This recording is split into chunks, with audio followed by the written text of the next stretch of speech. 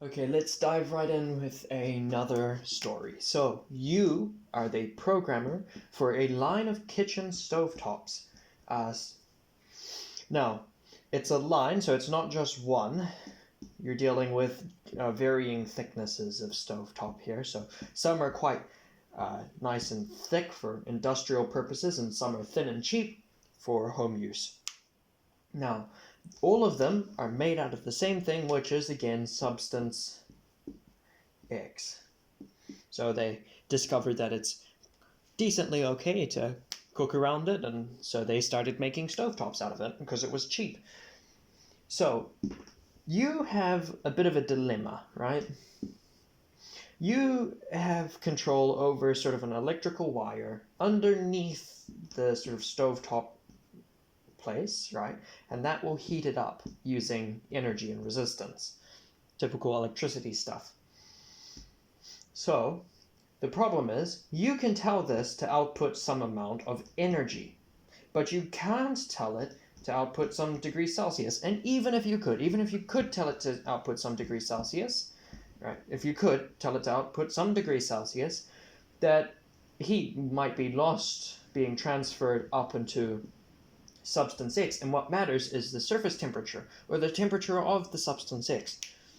So what we need is some new magical number, and we're going to use the same exact placeholder in.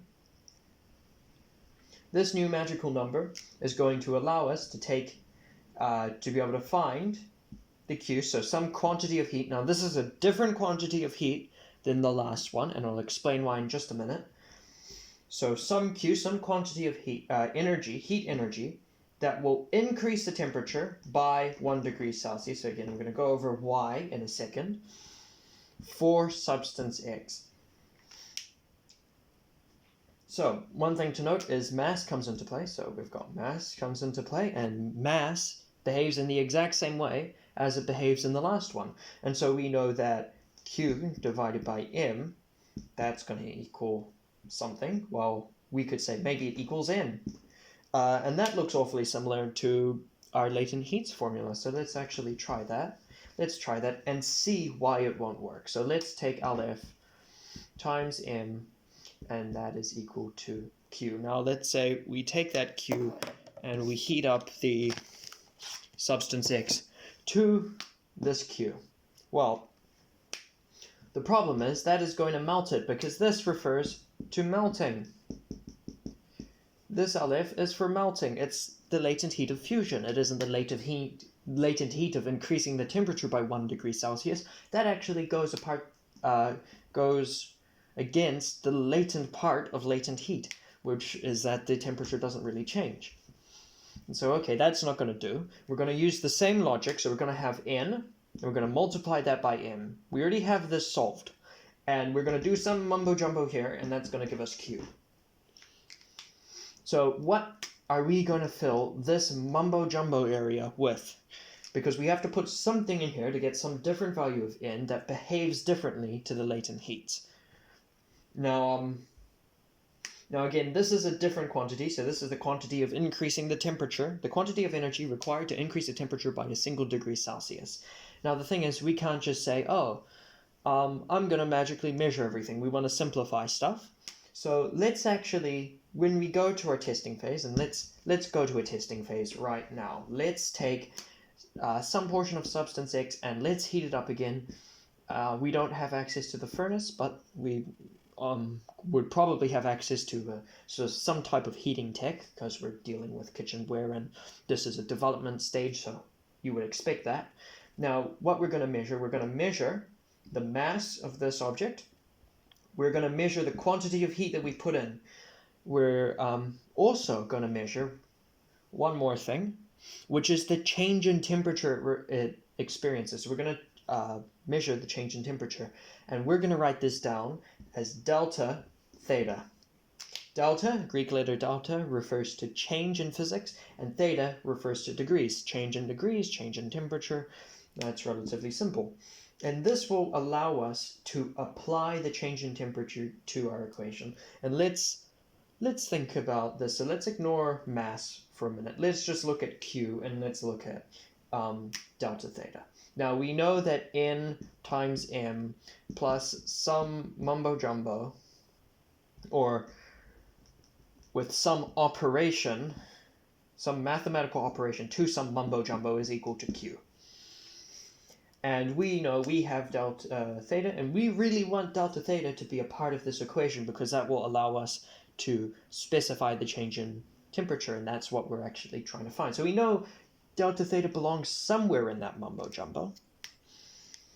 So let's think about how it fits in. So what mathematical operation is needed to insert it into this equation? So let's think about it in relation to Q for a second. Let's say I have some outputted Q, so I measure some Q, and my change in temperature ends up equaling 3, so 3 degrees Celsius.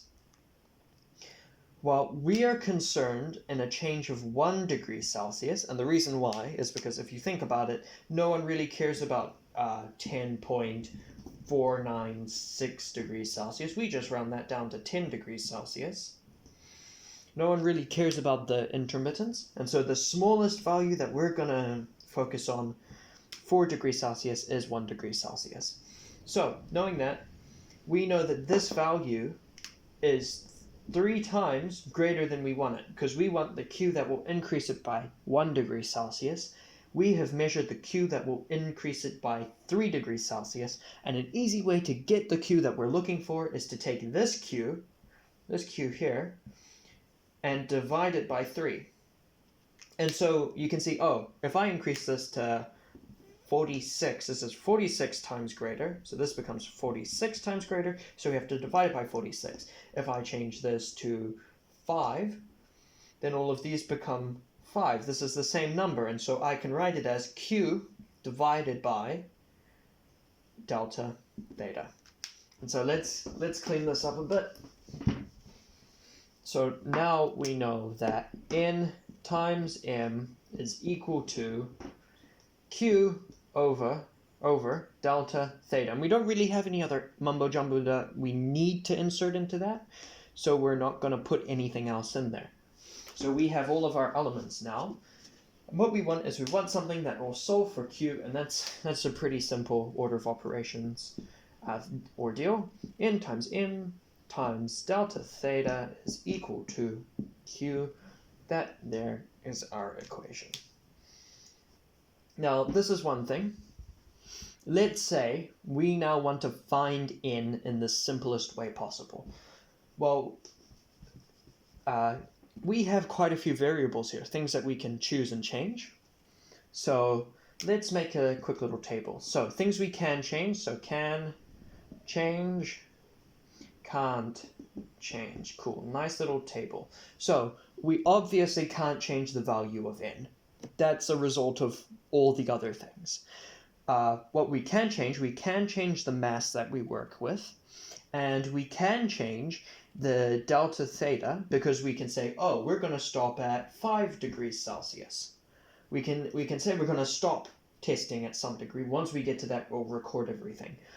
And so because delta theta is linked to Q, we can't change Q. If we change one, we can't change the other, because they affect each other.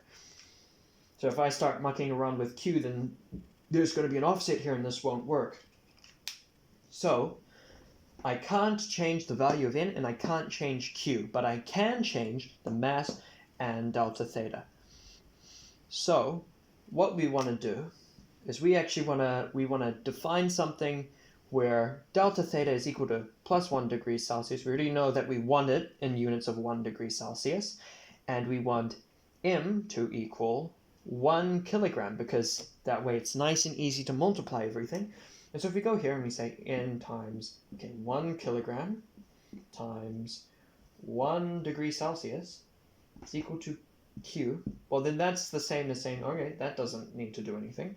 N is equal to Q. And so that gives us a nice and easy little value. And so N ends up being the quantity of heat needed. The quantity of heat needed to increase 1 kilogram, so plus 1C for 1 kilogram of that mass. And so this may seem to have happened on accident, but it has another nice property because we can do something else to this number in order to get the exact quantity of energy required to heat up the entire thing, because we're dealing with just 1 kilogram of substance X. We might have 1.05 kilograms of substance X. Well, that's going to require a different quantity of heat because it's a different mass. Heat energy, sorry. Quantity of heat energy. So, before we move on, because we're kind of finding, we're going to end up finding 2 magical numbers. We've already found one, so let's name this one first before we move on.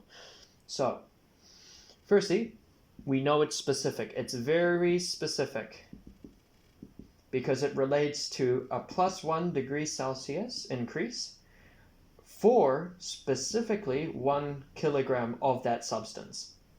So it's very specific. 2, again, we're talking about heat energy. That's important. And 3,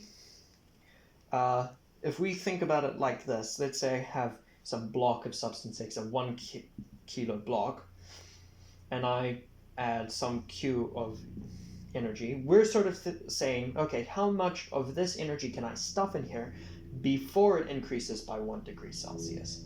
And so, in a way, we're talking about its capacity. Its capacity, its capacity to contain heat-related energy without increasing in temperature, or before it increases temperature, or that threshold. So we're talking about specific heat, temperature, and capacity, and that is our name. Specific heat capacity. And the symbol that we use for it is not N, it's C. So I'm going to go over the equations again using C instead of N.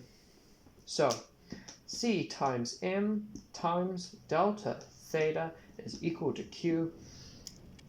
Specific heat capacity times the mass, which is going to equal 1 in this scenario, times delta theta, which is going to equal 1 in this scenario, is equal to Q, or C is equal to Q for this specific interaction here, but not any other interaction. Then Q divided by M times delta theta is equal to C, or 1, again, for that specific interaction when we're finding C. So Q is equal to C again.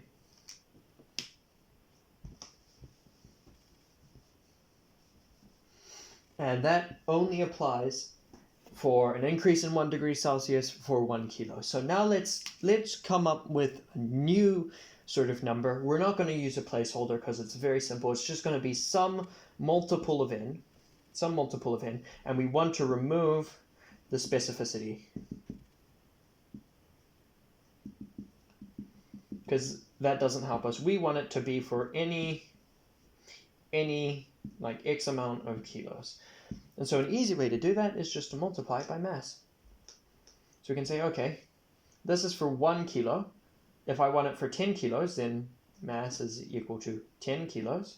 Just multiply it, and that'll give us Q for 10 kilos. And there we go. And so this one has a different name, where basically we take heat capacity, and we remove the specificity, because we don't care about the specificity anymore. This isn't specific. And so, okay, heat's one thing. Let's come up with a nicer name for that. So, okay, thermal capacity. So, thermal capacity is what we care about. And this doesn't have a special like shorthand way like C, because you can just write it as C times M. That's not too difficult at all. And so just another thing to note is that C is going to be constant for substance X. So once we find it for the substance once, that applies to any amount of substance, as long as we end up multiplying it by mass eventually. Right, so if I have 2 separate kilograms of substance X, 2 separate kilograms, these are all 1 kg, and I measure their C, so C, they're going to be the same same value.